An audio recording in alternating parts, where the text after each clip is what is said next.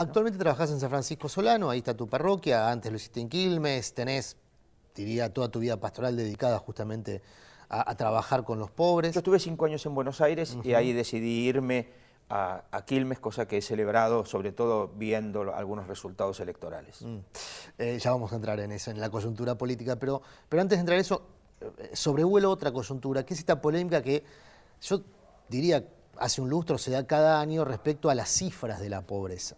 Y la polémica en general se dispara a partir de un informe de la Universidad Católica Argentina. Si la Universidad Católica Argentina dice que... Yo lo de católica lo podríamos sacar, ¿no? Pero bueno. Bueno, pero se denomina así. Sí.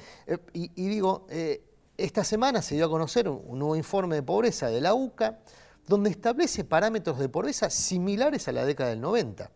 La pregunta obligada, vos que conocés ese terreno porque trabajás en ese territorio hace muchísimos años, ¿es así? ¿Estamos en niveles de pobreza similares a los de la década del 90? A ver, vamos por un primer punto. No conozco ningún ambiente académico, científico, social, serio, que tenga en cuenta el informe de la UCA. Los únicos que tienen en cuenta el informe de la UCA son La Nación, Clarín y los obispos.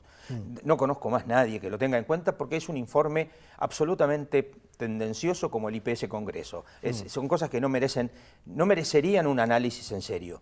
Cualquiera que ha estado en los barrios, cualquiera que conoce los barrios, sabe que eso es falso de toda falsedad. Es decir, insisto, desde Puerto Madero no se puede entender la realidad argentina. No, es imposible. Entonces yo digo, ni siquiera lo tendría en cuenta. De hecho, nosotros como grupo de cura hicimos una declaración sobre ese tema precisamente porque decíamos que se viene un informe, cosa que después lo dijo algunas semanas después inclusive lo dijo Artemio López, ¿no? Que se viene una guerra de encuestas a partir de este supuesto índice que es absolutamente... Es como contestarle a alguien que habla de la comunicación con los ovnis. Para mí es hablar, digo, no.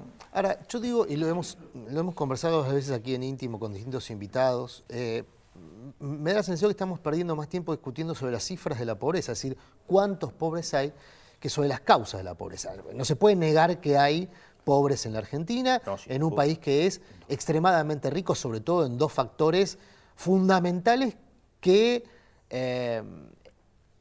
no permiten explicar por qué existe grados de pobreza en el país. Es un país rico en la producción de alimentos y es un país inhabitado en términos de extensión territorial, con lo cual, esto que decía el Papa el otro día, ¿no? Ni un pobre sin tierra, ni una persona sin trabajo. Bueno, ¿por qué pasa esto en la Argentina con estas riquezas naturales y geográficas que ofrece el país?